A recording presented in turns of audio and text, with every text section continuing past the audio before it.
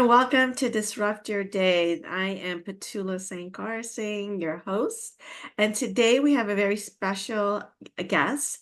Her name is Elizabeth, who has a wealth of knowledge on chronic pain, and will take us through her experience, her journey, possibly some great insights and tools that we all can learn from.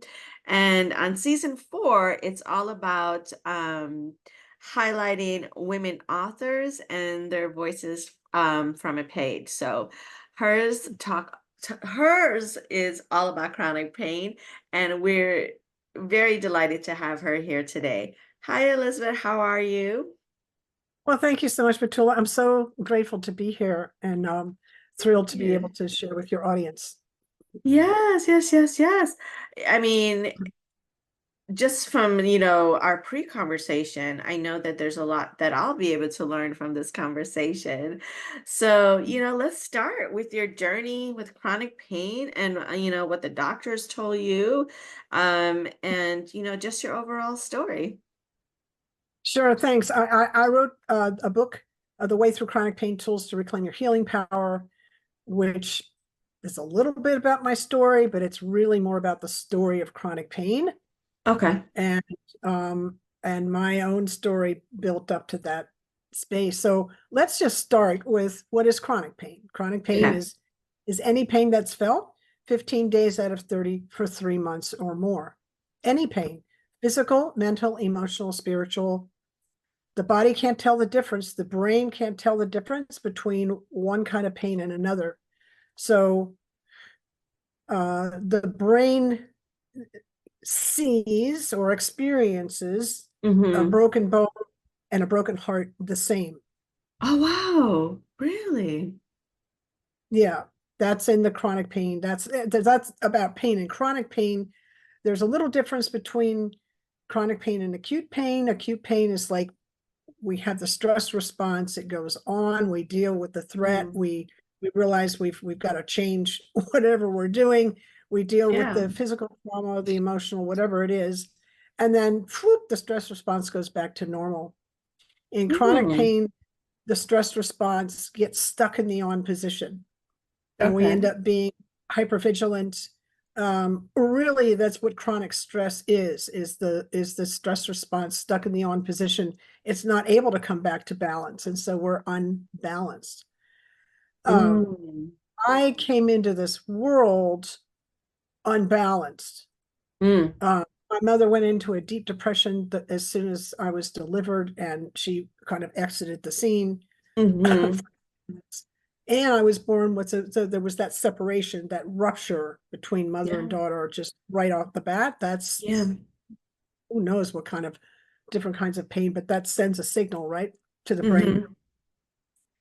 And I had a closed pyloric valve, Mm. which is the valve that opens when you swallow.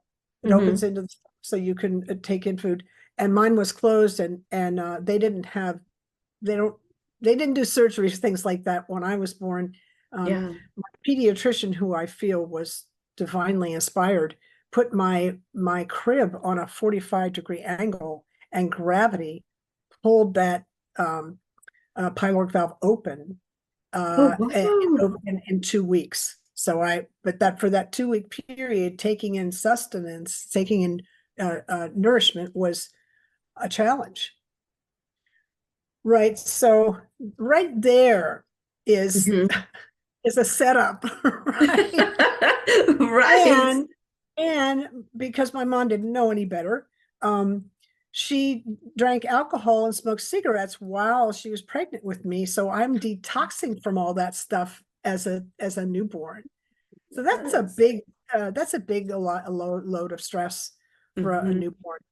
Yeah. And and where I had clothes to wear and great food to eat and a good education, school to go to. Um, Yeah. my mom was bipolar, which an undiagnosed and untreated bipolar, Mm. and really medicated all of that with alcohol, which of course made it worse. So Right. walking on eggshells because I never knew when she was going to explode was another part of my life. And Mhm. that's also chronic pain experience because Mm. I'm constantly tense. So kind of grew up in this environment. My brother and I both grew up in an environment like that. Then when I was 14, I had an accident and broke my fifth lumbar front to back, and the front part slipped forward. Mhm. And I was in such a I was so kind of used to kind of pushing through life no matter what, that I didn't realize I'd broken anything. I knew I'd hurt myself, but I didn't realize it was that big of a deal. And 7 years later, I had trouble getting upstairs and thought maybe I should see a doctor. And they took an X-ray. Oh, you have an old injury, and I'm like, oh, I know what that was. Right? Um, Chiropractors kept me going for another 7 years, and then I had to have surgery. So there's a long history, right? That I had my first back surgery when I was 28, and I had three back surgeries to stabilize that slip, and and then a corrective surgery after that. The thing was is that right just before that surgery started, they started me on opiates and benzodiazepines as a way to deal with the pain, and Mhm. because it just got very intense. And every time I had surgery, the pain got worse. And the Wow. and so I ended up being on opiates and benzodiazepines, which is an anti-anxiety medicine, for 31 years, for the prescriptions for 31 years, because that's the answer they had. Until finally I found a doctor who really understood the nature of chronic pain and knew how to get me off that, detox me Mhm. off those medications. And Yeah. I've been clean from all of that and clear from the pain for over 10 years. So I went Wow. into this guy's pain management program where he Mhm. detoxed me off the medication and he helped me clear my pain, which is amazing, right? And his name was Dr. Peter Prescott, and he wrote this book, Conquer Mhm. Chronic Pain: An Innovative Mind Body Approach. He passed away in 2016, but he left us this book. So um, it's all ways to heal from chronic pain without pharmaceuticals. So Wow. really So, important. Yeah. yeah. So, there's something you said earlier that really I'm interested in hearing more about was, or at least I interpret it this way, like chronic pain, when we think of that in that word, we think of physical. And so from what you're seeing, it's not only like a physical pain, it could be something emotional that you're going through. And that could be also identified as a chronic pain, correct? Sure, grief is a chronic pain experience. A divorce is a chronic pain experience, Mm, right? Mothers, when they become empty nesters and their yeah. kids, leave the nest. I went through that. That's a chronic pain experience. So Wow. because this connection between mothers and children is so profound. And I do ancestral clearing as part of my stress management work. Uh-huh. And what we find there is this connection Uh-huh. between mothers and their children Mhm. is so profound, and it can create levels of emotional and spiritual pain that we don't even understand, Oh, but wow. we feel it. But we feel it, Mhm. like we feel it. Like I know I can, I can kind of, I think we all kind of can sense our kids, even if they're not around. We can kind of sense the energy of it. And anyway, so that, for this audience, especially the women, um, be aware Yeah. and, have compassion for that connection you have with your kids and Mm. the stuff that we go through. Plus, we're dealing with hormones, so there's like Right. there's a whole biochemistry of hormones that's feeding into all of it, right? Right, exactly. So we'll get back to the ancestral things because I'm very interested in learning more about that. But like what are some modalities that help you heal from the chronic pain and that you've used with your clients today? Well, that's a great question. The first one, really at this point, at the first thing I do is start at the level of the nervous system. Okay. That we don't understand how to leverage the breath Mm. as a tool, right, for healing. Yeah. Right. So that's the first thing that I do is help people breathe, not paradoxically, but um, through expanding with this belly breathing, where we expand the breath on the inhale, and we um, we bring the muscles, we use the abdominal muscles to help push the air up and out of the diaphragm Yeah. on the exhale, and we're using that versus the other. And we're not shallow breathing, we're actually we're deep breathing, so that Hmm. we can fully nourish the cells and clear the toxins from the lung. We actually exhale 70% of the toxins from the body are exhaled on the breath. Wow. It's astonishing. Yes. That's a statement. So no wonder, if I've been shallow breathing all morning and I Hmm. start getting kind of brain foggy and tired and maybe a little bit down in the Hmm. afternoon, and I wonder what happened. It's maybe, like I said, some brain fog. It's because I have been shallow breathing, Mm. and I really need to just take some long deep breaths and Hmm. clear out the cells, re-nourish the cells, and clear out the all those toxins that sit at the base of the lung. And does that And happen like immediately, or is it like a time, like you would suggest for people to maybe do it daily for 7 days, that kind of thing? oh, well, interesting. I actually kind of what I notice is that my most negative part of the day, of a 24-hour period, is in the morning, is when I first get up.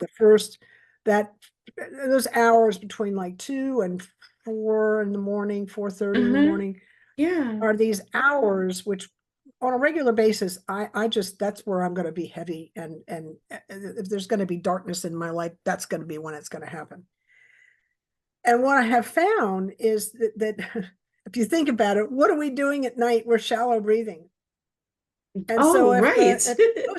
yeah, so if most of the alveoli, the things that exchange the gases in the lung, Hmm.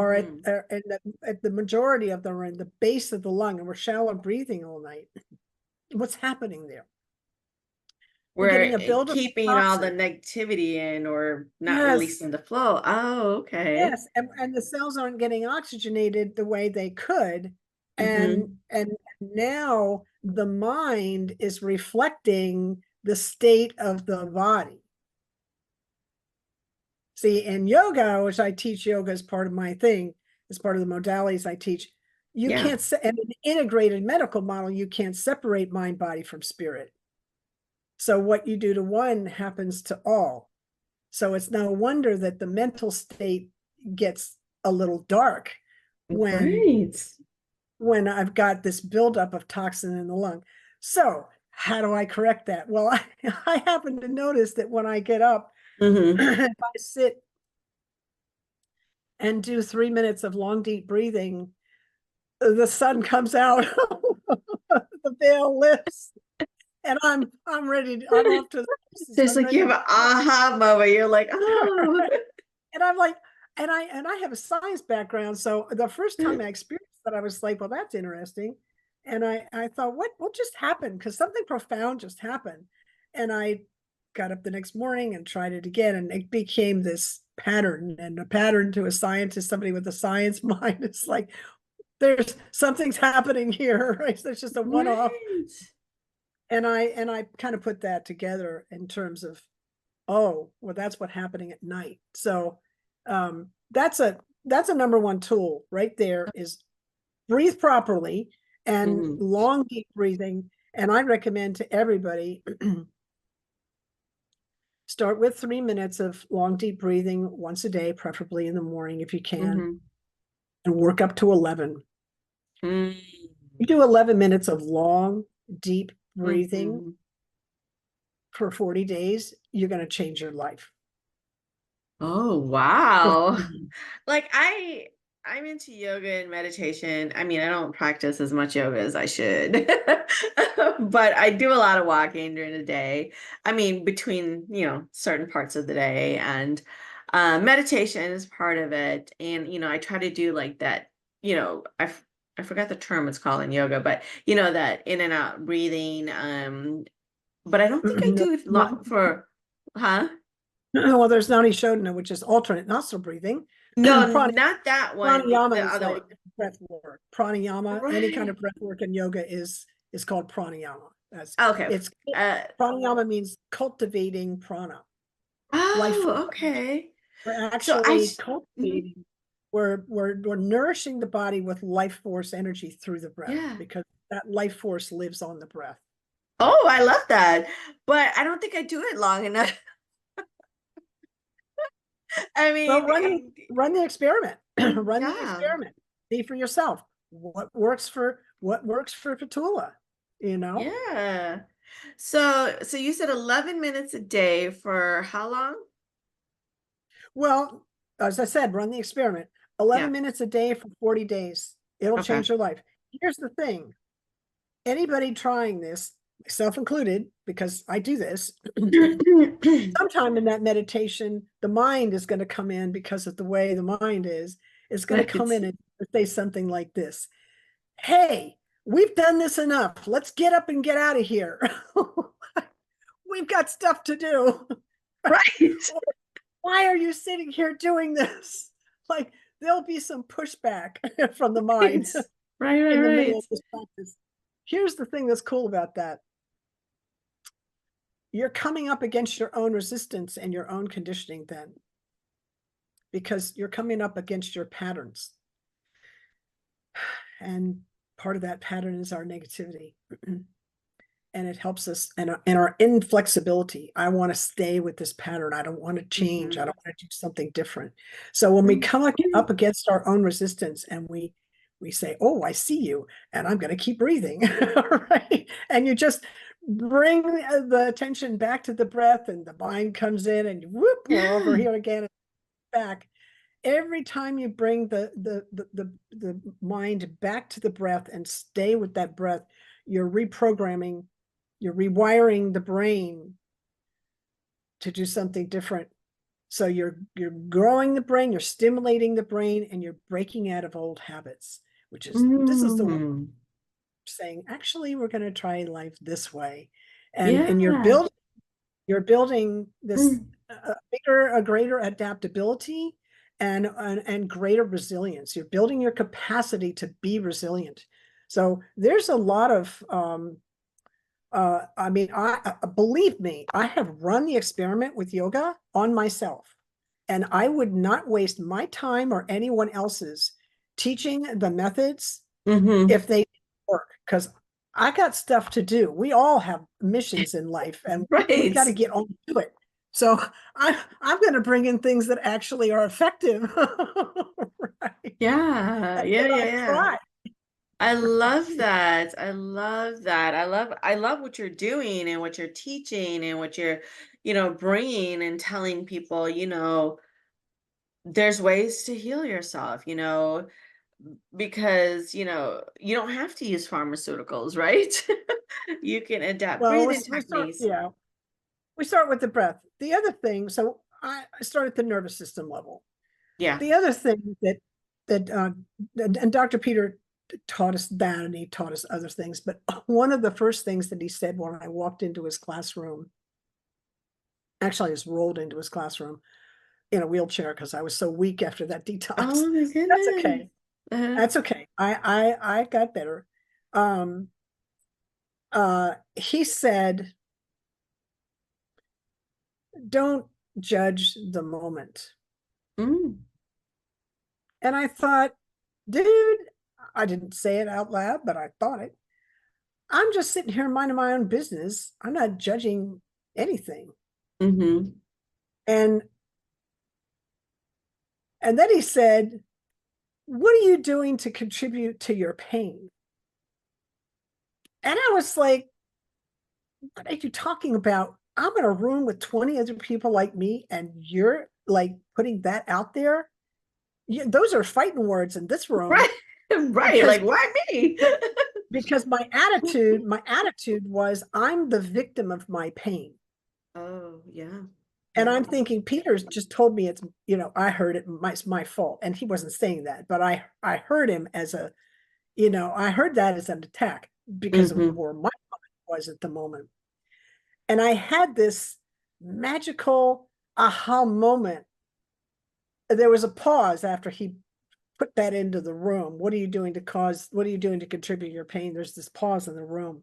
Mm-hmm. And my brain went, what? How dare you? And then Right. when it turned around, I paused and I was like, hey, he just suggested that there was something I was doing that's contributing to my pain. Right. Holy cow. And then I was like, wow, he just took me from complete victimhood to empowerment with one question. Wow. And I thought, dude, now you've got my attention. Because how many teachers do you know, or doctors, or any other kind of healer do you know that can change your worldview in one question? Mm-hmm. Damn. So Right? I, That was I pretty was good. I was pretty impressed. So he went on to expand that, and part of it is judging the moment. So I'm like, Mhm. I'm not judging anything. I'm sitting in here, an open vessel, waiting to absorb whatever you've got here. Mhm. But he wasn't talking about that. He was talking about my pain. Mhm. Don't judge pain. And I was like, oh my God, I've been judging my pain as bad my whole life. And so when I'm having a pain experience, instead of hearing it, instead of feeling it as information in the system, which would be a neutral Mhm. space and accurate space, it is information in the system. I was seeing it as bad, something I'm fighting. I'm on the battlefield with chronic pain. And why was I feeling that? Why did I have that program in my brain?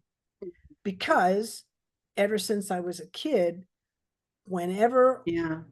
me or any of my friends or my brother or whatever, whenever there was an accident or a fall or a bang or whatever, Mhm. what happened?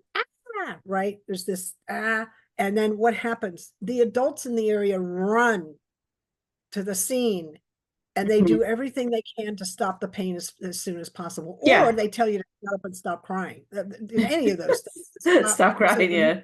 Right. So the message there is we're at war with pain. Yeah. Yeah. So, doctors are giving you pills to help numb the pain, but they're not giving us tools to help us deal with the deeper problem underneath, which was what meaning are we making of pain in the first place? Well, if we're making the meaning that is bad and we're in a war with it, oh yeah, you bet we're going to have next level pain. Yeah, of course. Yeah, Mm-hmm. because we just amped up our nervous system. Mm-hmm. Boom, right? We're now in full on flight with that thing, which all it is information. So what's Mm-hmm. the so you see this is we have to change. Yes, we work with the nervous system, obviously. Mm-hmm. We have to work there first, and we need the information, and then we need to take that information and kind of have an experience so that we can turn that into wisdom. And that's Yes. why I feel confident as a teacher, because I've gone through this whole journey from pain is the worst thing in the world. Let's be at war with it. I'm on the battlefield to laying down my armor and walking off the field. Yeah. Well, amazing, amazing, thoughts that you shared today. So, um, so chronic pain, right? Experience, like what can you share that, to help people to start that journey of healing or getting help or, because people do fall into the thing like lose me and, I'm in pain, what can you share to help liberate people into Mhm. taking that next step? Well, it really, I was so um, affected by Mm.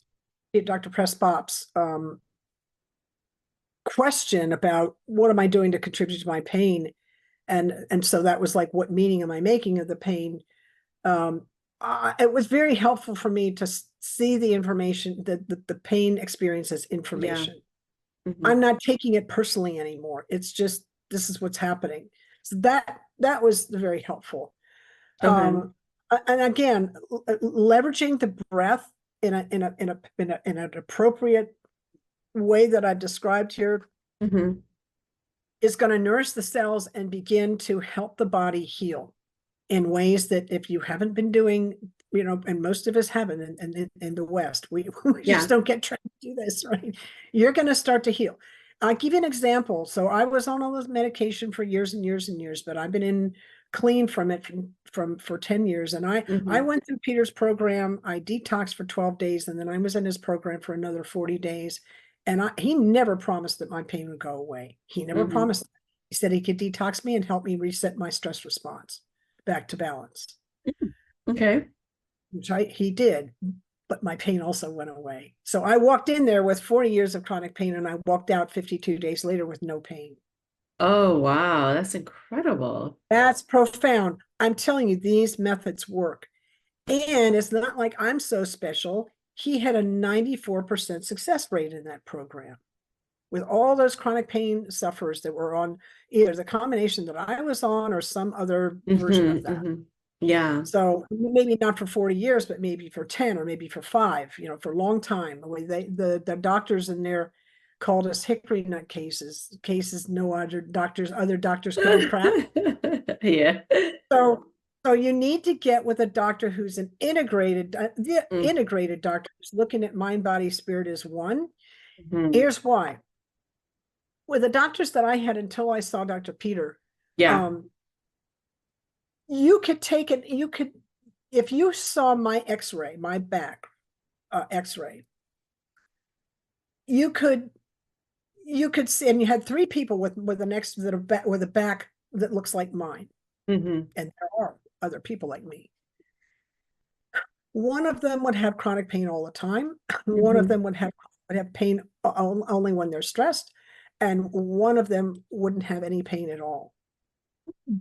How do you explain that by just looking at the X-ray? You can't, Mm-mm. because there's a whole system going on, and Yeah. all doctors except Dr. Prescott looked at the X-ray. They weren't looking at me. And when I met Dr. Prescott, he said, I don't need to. I was like, here are my records, and I don't need to look at your records. I need to know who you are. I want to Yeah. know who you are. And nobody ever Right. asked me that question before. So he helped me unpack all the trauma that I went through as a kid, which was Mm. influenced. The doctors, they didn't say to me, they said to me, you can't heal from chronic pain. That's what they keep saying to me.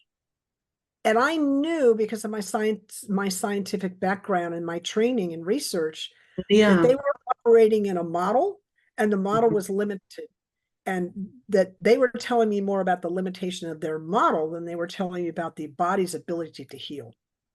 Well, they would never tell you that, right? Well, they may not have been aware. I don't Mm. know. I mean, Mhm. I studied like to be a pure research scientist, and maybe that's different than being a doctor and just having, the pre science stuff that they're required. I don't know. I'm Right. just saying. So so they told me I couldn't heal. So that's interesting to me, because they made the assumption that I couldn't heal. And they never Right. asked the question why. They never asked the question, why isn't Elizabeth healing? And Peter asked that question. Hmm. He understood. See, he was getting deep, deep, deep into it. And what Hmm. was locking that pain in place was all this old trauma that I was still carrying, hadn't resolved. And Right. that's the work. That's the work. That's why I had trauma training Yeah. as part of yoga. I've got the yoga piece, which is the physical stuff. What's more than just physical, but there's a lot of physical with that. And then Hmm. the trouble, which is getting to the unresolved, the energy of unresolved trauma in the system. Right. Well, amazing. This is such, I mean, I love this. I definitely am taking away a lot of great tools and learning from just this one conversation with you, Elizabeth. So it was very powerful. So let's talk about your book and everything that you have happening in the next, for the rest of the year. So everyone could reach out and get in contact with you and learn from you as well. Well, thanks. The book is The Way Through Chronic Pain, Tools to Reclaim Your Healing Power. Mm, yeah. Um, it's for chronic pain sufferers and those who care for them, Mm-hmm. doctors, nurses, family members, and friends. It offers proven techniques to clear pain and live a life free from suffering from a former chronic pain sufferer, me, who searched the globe for answers and found them. That's kind of the the thumbnail on what the book's about. It's a really good follow-up to Dr. Prescott's book, Mm-hmm. because it brings in, like, yes, I work the exercise that Dr. Prescott talks about at the end of his book, Mm-hmm. but he's really bringing in the doctory researchery part, which Yeah. is very great for information. I brought in more like, what for me it was so important because I sat in front of thousands of chronic pain sufferers over the years in and out of hospitals and doctors' offices, and Yeah. they all had this kind of inner voice, and doctors and nurses and family members really don't get to hear that because we don't, as chronic pain sufferers, we don't tell the truth. Yeah. We're either Yeah. complaining all the time or we don't complain at all. So we're Mm-hmm. in that space, right? Right. I wanted to, in the book, I wanted to bring out, what does it actually sound like in the head of a chronic pain sufferer? What's going on Right. in there? Because Yeah. I lived it, right? And I sat with so many others, and we had these conversations that we weren't having with our doctors or nurses or family Mm, members. We were having them with ourselves. Thank goodness yeah. for that bit of community that we had. But I thought it was important for everybody to understand, what does it sound like? What is a chronic pain sufferer kind of thinking and feeling, and what's happening in there? And I brought in the science around that as well. I brought in the tools that we used and that I Mhm. use, that were so helpful for me, and and how, really kind of how I applied, Mhm. uh, how I applied the tools. So Right. it's like, these are the tools that I use that were helpful. This is why they work, and this is how I Mm-hmm. use. It's kind of like that. Well, I think your book will be very helpful for those dealing with chronic pain, and it's not a physical thing. It could be also It's an all of it. emotional experience. All of it. Yeah. Yeah, I really enjoyed having you on the show today, Elizabeth. Thank you so much. All of Elizabeth's information will be in the description below. Don't forget to subscribe and continue to follow Disrupt Your Day podcast. We are so excited to have you continuously support us and listen to us. And Elizabeth, again, thank you so much for being part of our podcast. And I hope to talk to you again soon. Thanks so much, Petula. Bye Thank now. you. Bye bye.